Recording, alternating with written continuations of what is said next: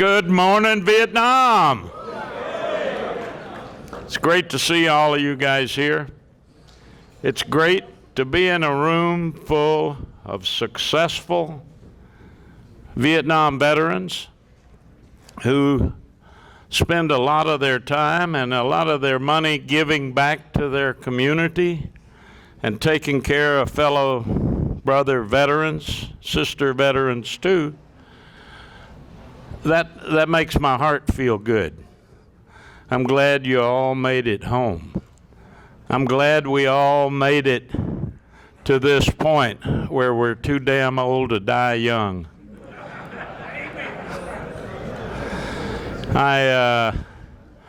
You know, when I talk to groups like this, I like to quote my old friend, the late Captain B.T. Collins out of California.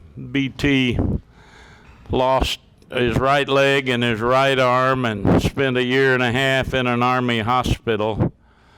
And when he would talk to veterans groups, here's what he liked to say: no whining and no crying. We are the fortunate ones.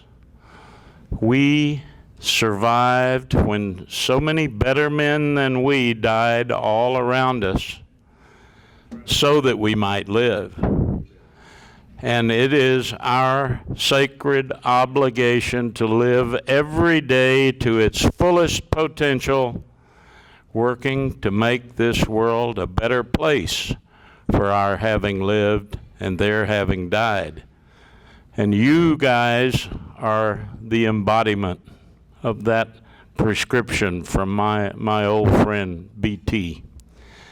You know, I because of my work with the 50th commemoration of the Vietnam War project, I get to Washington, D.C. quite a lot, and every once in a while I hear a story or I read it in the paper up there that might not penetrate down here. So I got to tell you a couple of them. That tall, white-haired, distinguished-looking fellow in about a $6,000 Italian suit was walking near Capitol Hill, just about dark. Fellow jumped out of the alley, stuck a pistol in his ribs and said, "Give me your money." The guy got all indignant. He drew himself up and said, "You can't do this to me. I'm a congressman." And the guy with the gun says, "Okay, in that case, give me my money."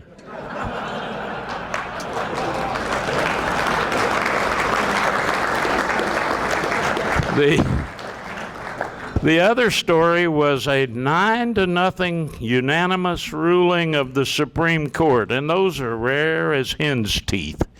They just don't come very often. And this was a unanimous decision that Washington, D.C. could not have a nativity scene this Christmas. It wasn't a matter of separation of church and state. It was that they couldn't find 3 wise men or a virgin in that town. But they found enough asses to fill every stable in the country.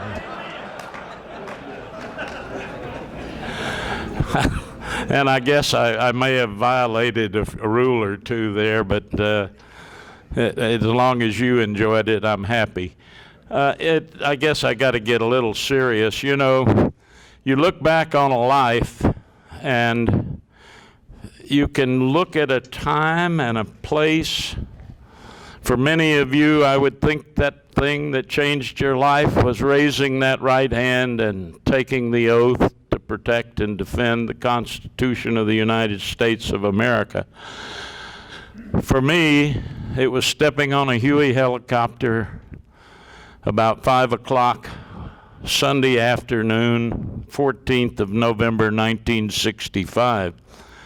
And there's a little story behind that. I had been dropped off at a fire base about 5 clicks from the battle that was ongoing at Landing Zone X-ray.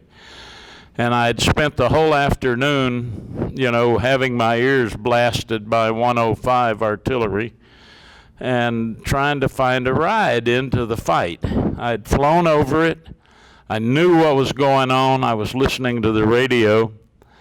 And slowly throughout the afternoon, about a half a dozen other reporters and photographers had pitched up at this fire base, and I hated that. One of them was my nemesis, Peter Arnett of the Associated Press, and I really hated that. But I had an edge. I had marched with Hal Moore's battalion 3 days before, long hot walk in the sun, up in a mountain plateau, into a Montagnard village where we did a med cap, and then spending a night soaking wet at 4,000 feet, wrapped in a poncho, no fire, no smokes, freezing to death, just shivering and shaking all night long. And the next morning, I dug around in my pack. It's getting a little light in the east. I figured, light discipline's off. I can have a cup of coffee. And I dug out a piece of C4 and pinched off about yay much and set it on fire and had my canteen cup boiling water. And about then, I noticed some boots standing on the lip of my foxhole, and I looked up, and there stood Lieutenant Colonel Hal Moore and Sergeant Major Basil Plumley, bear of a man out of West Virginia. And the colonel looked at me, and he said, I was pretty scruffy by then. He said, son, in my battalion, everybody shaves in the morning. And he was looking at my boiled water and my coffee. And I just shook my head and repurposed the water dug around and found my bar of soap and my razor and shaved with my coffee water. But it stood me in good stead because 3 days later, I recognized Hal Moore's S3, Captain Dillon, walking by in this fire base, and I grabbed him, and I said, Matt, I need a ride in there. He said, well, I'm going soon as it's getting dark, taking in 2 helicopters full of ammo and resupplies, but I can't take you without the old man says so. I said, well, get him on the horn. And I followed him into this GP medium where they had set up a battalion rear, and he got on the radio, and next thing you know, he's talking to Hal Moore in the middle of this battle, and I can hear the rattle of it. And he reported what he was bringing, and he said, oh, by the way, he said, that reporter Galloway wants to come along. And I listened close as Hal Moore said, if he's crazy enough to want to come in here and you got room on that chopper, bring him. And then all I had to do was hide out from the other reporters until it got near dark, and they all got on a chopper going to Pleiku where they could get a hot meal and a cold bunk. And I got a ride into the pages of history. And boy, did I stick it to Pete Arnett. And anytime I see him, he reminds me of that, and if he doesn't, I remind him. But I really spent that first night in X-ray thinking I had the world in a jug and the stopper in my hands. I had the biggest battle of the war right around me, and I was the only reporter there. And my euphoria lasted until about 0700 the next morning, when all hell broke loose, as they say in the movies. And there was about 2 battalions attacked one of our companies, and everything that they fired that didn't hit something passed right through the CP area where I was sitting with my back against a little scrub oak tree. And I just fell over flat as I could get because all those rounds were passing through about knee high. And I was laying there kind of cussing my buttons and zippers for keeping me up in the air like that, when I felt a thump in my ribs. And I turned my head very carefully to see what it was. I was hoping I wasn't hit already. And what it was a size 12 combat boot on the foot of Sergeant Major Basil Plumley. And he bent over at the waist. It was awfully noisy by then. And he hollered at me. And what he hollered was, "Can't take no pictures laying there on the ground, sonny."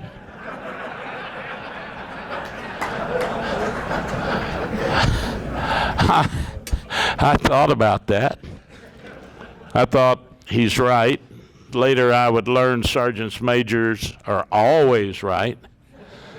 And I also thought that it had not escaped my notice that I was now surrounded by a vastly superior force of enemies in a river valley with Custer's old outfit, the 7th Cav.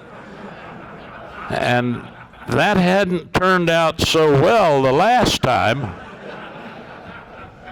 And I thought it was probably a pretty good chance we were all going to die here today. And that thump in the ribs that the sergeant major gave me, it took away all the fear. I think I resigned myself to die. And if I'm going to die, I'm going to take it standing up alongside a man like the sergeant major. So like a fool, I got up. And I followed him. We walked over to where the medical platoon sergeant was located and the battalion surgeon. And the sergeant major whooped out this .45, jacked around into the chamber and said, "Gentlemen, prepare to defend yourselves." And the doc looked like he had been shot. He hadn't signed up for this. But the sergeant major was gathering up a reserve force of cooks and whatever he could find, including one reporter. And he knew what a dire straits we were in. And I'm not going to recount the whole battle for you. I just want to tell you that on those days and nights, 80 young American boys laid down their lives so that I might live. Another 130 of that battalion were terribly wounded. And the truth is, not a single one of us left that place the same man he was when he arrived. You cannot face combat at close quarters, hand to hand. I heard the command issued, "Fix bayonets," and I saw them used man on man. There are some events that are so intense, you cannot be merely a witness. You must participate for your life and the lives of those around you. And I got to tell you, the movie has the sergeant major handing me an M16. He didn't have to do that. I brought my own. And plenty of ammo, because I had been in the siege of Play Me Special Forces Camp 3 weeks prior to that. And I saw what was coming boiling out of those mountains. And that's a story worth telling, too. I caught up with a Texas Aggie buddy of mine who was a Huey pilot in the 119 AHC in Pleiku, and I was stomping up and down the flight line, and he said, "What's the matter, Joe?" And I said, "Well, I'm trying to get a ride into Play Me Camp, and I can't find one." And he said, "Well, dummy, the airspace is closed around that camp. They've shot down 2 helicopters, a Sky Raider, and a B-57 Canberra bomber. They got the thing ringed with 51 caliber anti-aircraft machine guns. Lots of them."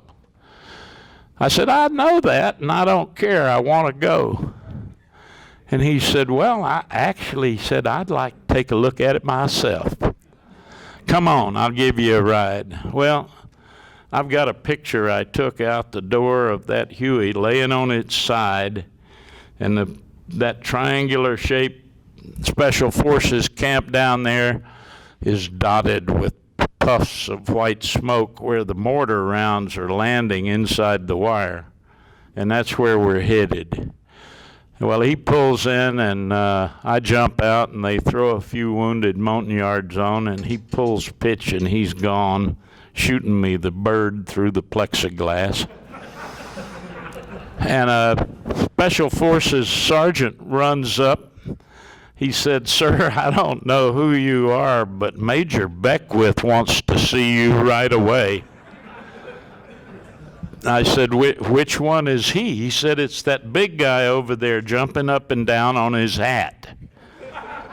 That's not a good sign. And I kind of went over slowly, and he said, who the hell are you? And I said, oh, I'm a reporter. He said, you know, I need everything in the whole dang world. I need medevac, I need ammo, I need supplies, I need everything in the world, and what has the Army in its wisdom sent me but a godforsaken reporter? And he said, son, I have news for you. I have no vacancy for a reporter on my staff, but I'm in desperate need of a corner machine gunner, and you're it.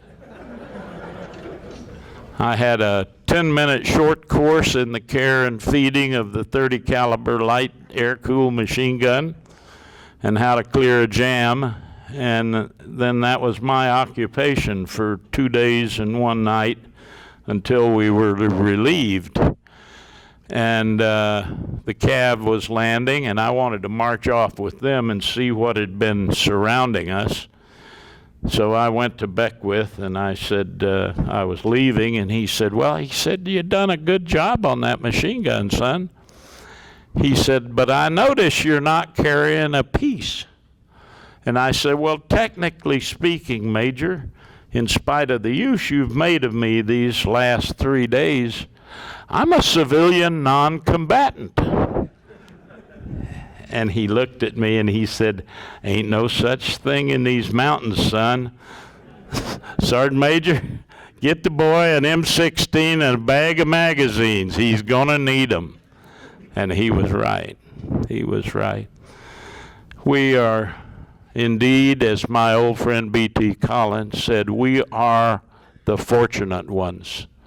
We survived. We came home. You know, and people say to me, you know, you've written the book and you've made the movie and you've written another book, and doesn't that, you know, close the loop? Doesn't that make it easier? I said, no. You know, it makes it harder, because the older I get, the more I realize what our brothers gave up when they died at the age of 19 or 20 or 21. I now know what they never had the opportunity to know. What it's like to have a good woman beside you, and to have children and see them grow up and be good citizens. And so it doesn't get easier, it gets harder, because I know what we are blessed with.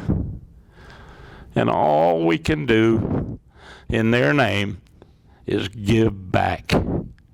Give back to family, to community, to our brother veterans. I thank you all for being a good audience and good sports, and I hope I see you downrange somewhere. God bless you.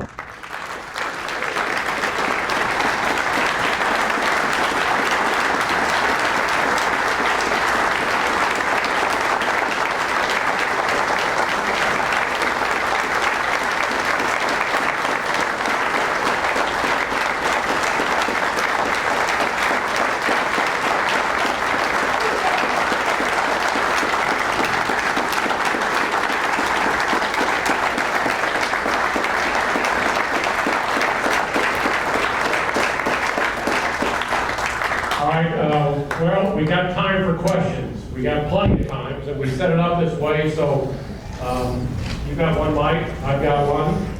Or Tony, if you want, can you man this one? Yeah, okay. And if you have a question, if you will raise your hand, we'll bring the microphone to you. I'd like to start at the front here, work our way back. Tony, you can take that, buddy. Joe, thank you for that great inspiring story. Can you tell us about your Bronze Star? Well, I guess it's the rarest medal the Army gave anybody in Vietnam. It's not the highest, but it is the rarest because I have the only Medal of Valor the U.S. Army gave a civilian during the entire Vietnam War. And it was given 30 years late, but better late than never.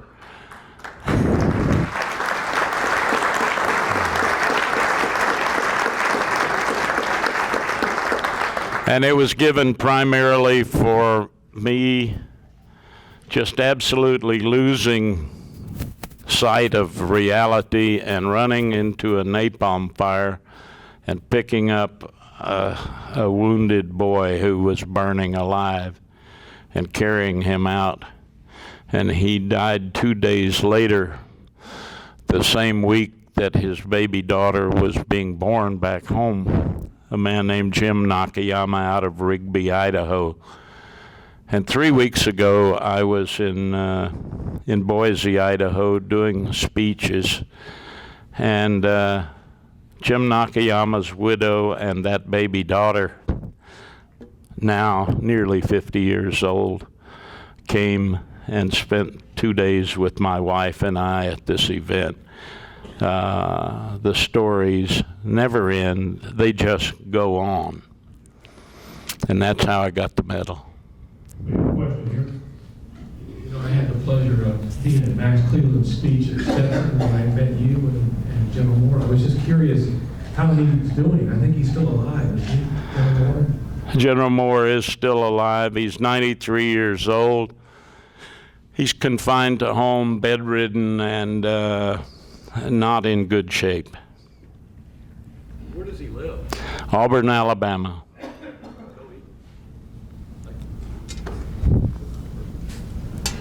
I'm Don Plunkett, and I went to Citadel with a great man named Tom Metzger, who went down in that firefight. Were you by chance around, or did you know him? He was a captain. He was Hal Moore's G2 at that time, waiting for a company to come vacant, and a fine soldier. I did meet him on the long hot walk in the sun into that village, and he was unfortunately killed before I got in that first day. Good man, damn good man. Got another question up here in his shirt, right here. Would you like to say a few words about the man that inspired you to become a war correspondent? World War II? Absolutely. When I was a kid, I read the columns of Ernie Pyle, who covered the infantry in World War II like they'd never been covered before. And I read collected works of Ernie Pyle, and I thought, if my generation has a war, I want to cover it. And if I get to cover it, I want to cover it like Ernie Pyle covered his war, as far to the front as you can get, with soldiers and Marines. You know, I didn't lose anything in Saigon, and I wasn't going to find anything there I needed to have. I stopped in Saigon on my way in the first week of April 1965, just long enough to get my press cards from MacV and the Arvin.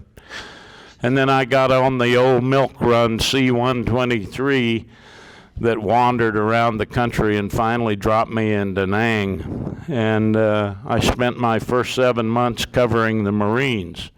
every operation they made, to include one combat amphibious assault landing. And there ain't nobody in the Marines who's done that now. I did that. I wore out 2 pair of boondockers, and I heard about this new Army division which was arriving with 435 helicopters in their TO&E, and I said, you know, I'm heartily tired of walking to work with these goddamn Marines.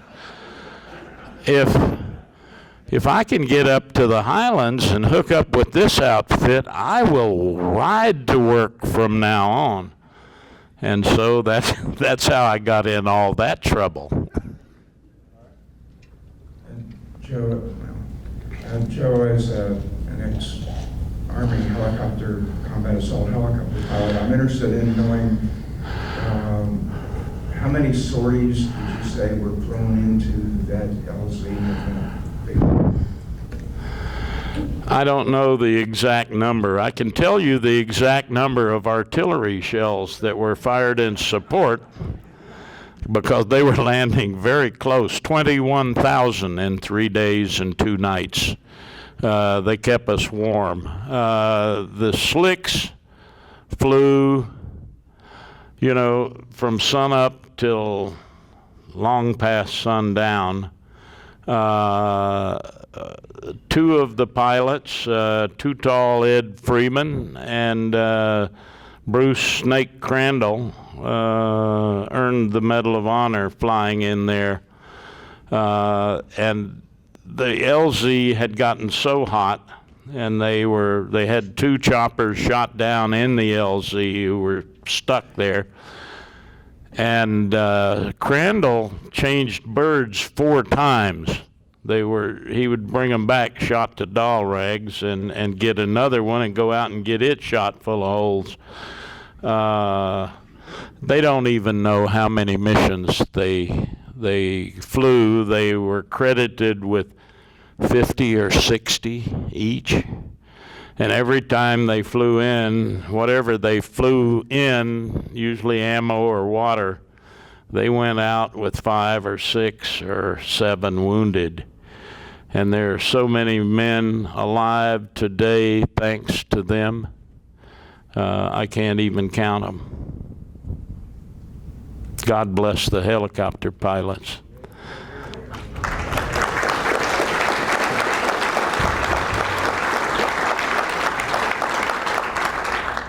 Anybody else? Got a question?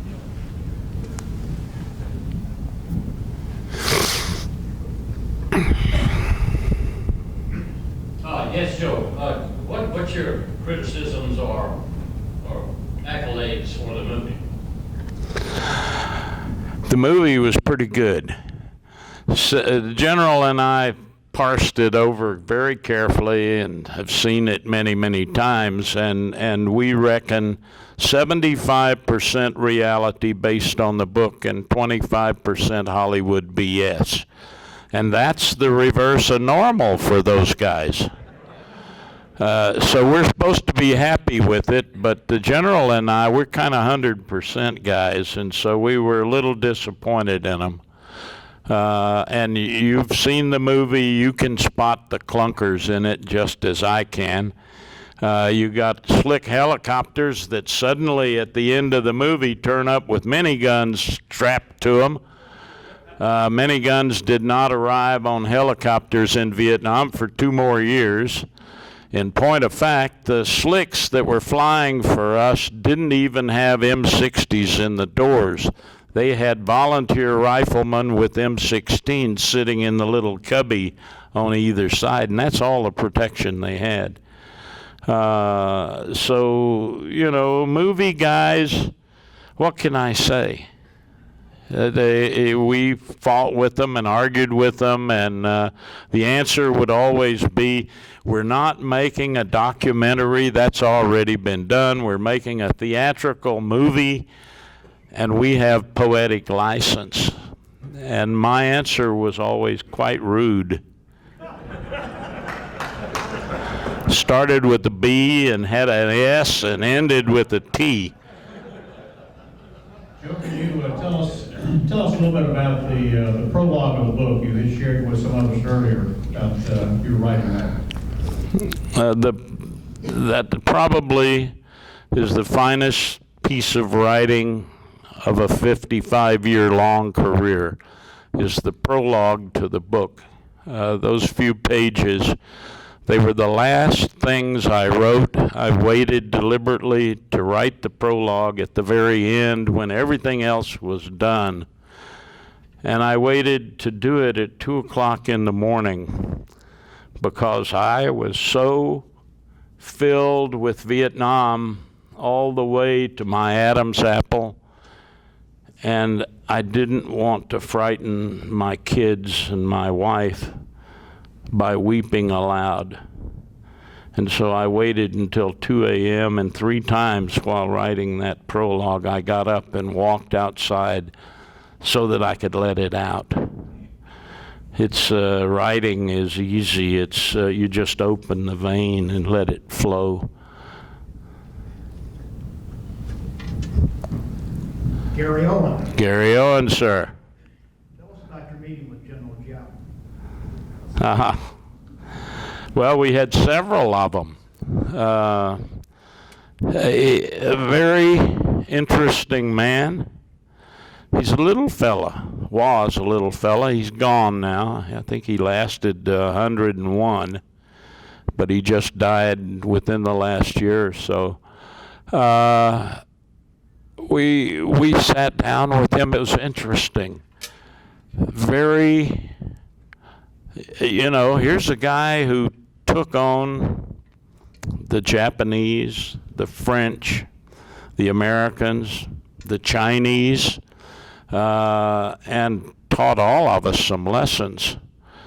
Very no fancy schmancy stuff with him. He pulled up in an old Fiat automobile with a major as his minder. And I noticed that his uniform had holes in it that had been hand-sewn, patched. A very unassuming fellow. We talked to him, and he asked some very astute and very sincere questions. He said, I never could understand why you people came 10,000 miles around the world to get involved in our Civil War. He said, you financed the French war against us. 70% of the financing of the French war against the Viet Minh, we paid for. He said, you paid for it, but you seemingly did not learn anything from the defeat we handed the French. He said, it puzzles me. It puzzles me why you would do that. He said, it puzzles me too. You had all of the technology at your hands. You had control of the air. You had all the people sniffers and the bomb sniffers, and you had all of this technology. But what we had was a people determined to get the foreigner out of their country. And you had tactics and we had strategy. And strategy will beat tactics every time. That was his take on it. On our last visit there and the last time we saw him, they asked us what we would like to see, and we told them we would like, on arrival, to go to the military museum in Hanoi, which has a sand table of the Dien Bien Phu battlefield that's about 30 feet long by 20 feet wide, and it's a scale model of the Dien Bien Phu mountains and the battlefield itself. And we would like General Giap to come and give us a chalk talk on how he conducted the battle. And that indeed came to pass, and Giap, interestingly, he didn't go through the whole battle or anything like that.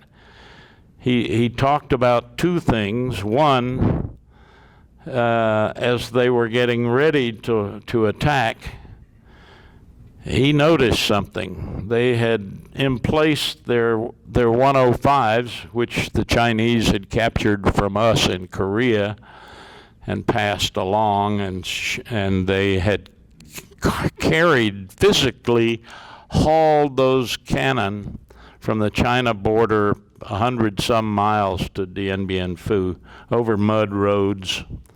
But they had emplaced them on the forward slope, looking down on Dien Bien Phu. And Giap said, this will not serve.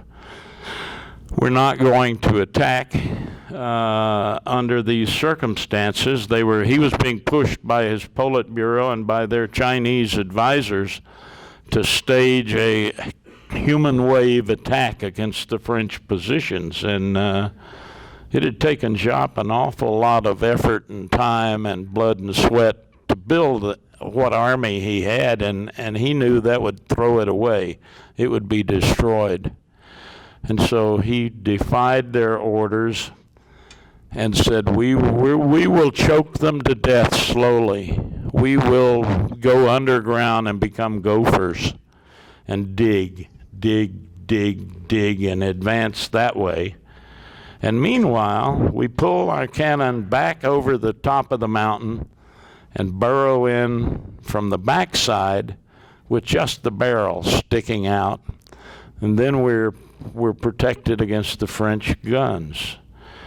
And meanwhile, the French artillery commander at Dien Bien Phu had made a boast, a public boast, that not one single round of Viet Minh artillery would ever land inside Dien Bien Phu. And the night that the Viet Minh opened their barrage, that colonel went down in his bunker and laid on his bunk and pulled the pin out of a grenade and blew himself up, because they had not only landed one round, they were landing thousands of rounds.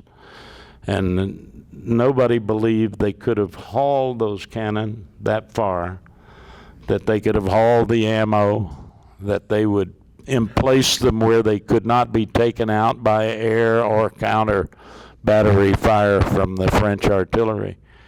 And that's what he talked about, is how he conducted that battle. Joe, thank you. Could you comment on the quality of today's military reporting and whether or not you believe that the American public today is correctly informed about the Vietnam War? Well, I don't know about the Vietnam War. There's a lot of books and a lot of history they can read to learn about that, and there are a lot of you out there they can talk to. I'm going around the country with the Vietnam War 50th Anniversary Commemoration Project, run out of the Office of the Secretary of Defense, doing film interviews with Vietnam veterans to be placed in the Library of Congress Oral History Archives and to be used on our website, and someday hopefully to be edited and put on DVDs and sent to every school in America, so that your stories are not forgotten. All of the stories are not forgotten. We can capture as many as possible.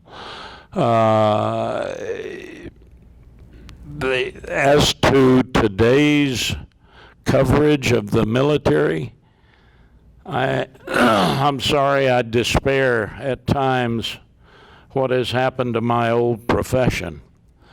It has been gutted by the failure of the daily newspaper business model.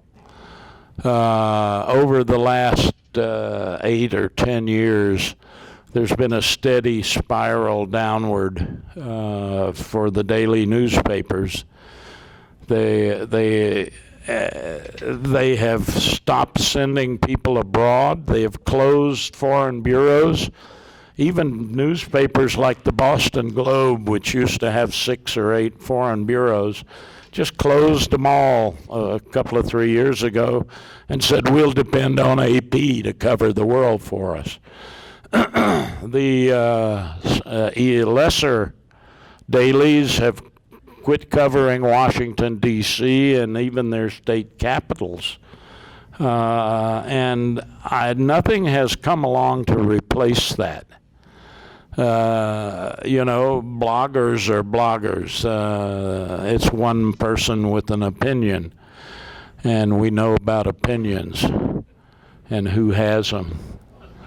It is not going, I grew up in the golden age of newspapers when there was plenty of money in the budget.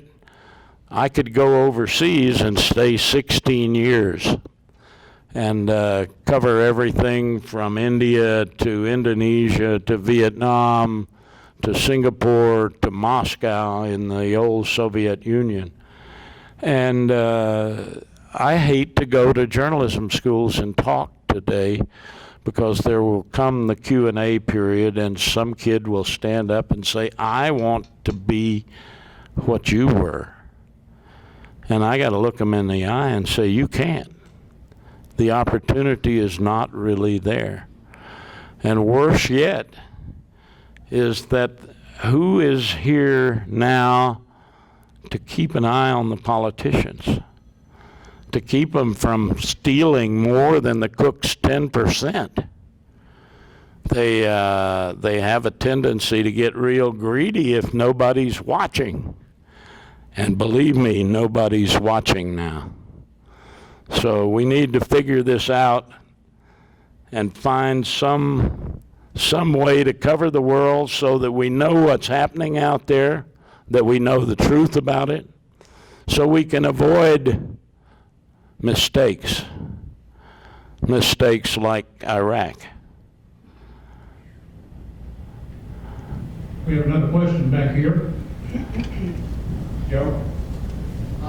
Why hasn't there been a lot of coverage of the NBA side? We don't hear a lot of stories of their experiences fighting us, or even the Vietcong. There's a few books out, but I haven't seen a whole lot of personal stories or personal experiences like the liberation, those kind of stories from the American side. You don't hear much from the communists. Can you talk about that a little bit? Well, I can't really explain why they do or don't do anything in a communist-run country. What I can say is that I begged and pleaded with 3 consecutive Army chiefs of staff to send Army historians to Hanoi before Giap and all those old generals died, and sit down with them and get their oral histories, and also work on getting access to the archives in North Vietnam. Hal Moore and I called on the chief of history in Hanoi, General Hoang Phuong, and we walked in his office, and it was unair conditioned, and the stacks of yellowing paper in the corners and on the desk and on the chairs, moldering away. Literally, the history of their war was disappearing. Bugs were eating it. And it seemed to me that would have been a great investment by our Army, by our military, and for our history and theirs. And I could not persuade any of them to do that because they were busy trying to finance the Army Museum or something. Sad to say. Now most of those guys are gone. Giap's gone. General An, who fought against us in the Ia Drang, and also, by the way, commanded the battle at Hill 875 a couple of years later when the paratroopers got handed their ass. He's dead. General Mon is dead. General Fong is dead. The ones we knew are all gone, and they took their story with them, for the most part. Joe, there's probably most of us in the room, at least I was surprised to hear you make a comment about this, that you actually also covered part of the Iraq War. Is there anything that you'd like to share about that? Well, I covered a lot of wars. You know, I did it for 43 years. 4 tours in Vietnam, 65, 66, 71 for Lam Son 719, 73 for the POW release and the phony peace. And then I went there in early 75 to cover the fall of Cambodia and found myself in another country that was falling. I covered a lot of wars out in Asia, and I covered the Gulf War. Rode with the 24th Mech out of Fort Stewart, Georgia. Major General Barry McCaffrey. I was sent down by my old friend Norm Schwarzkopf with a letter in my pocket that said, "Give this man whatever he asks for, signed Norm Schwarzkopf." Now that's a good thing to have. You know, I didn't worry about pools and having to share my copy with Peter Arnett or some asshole like that.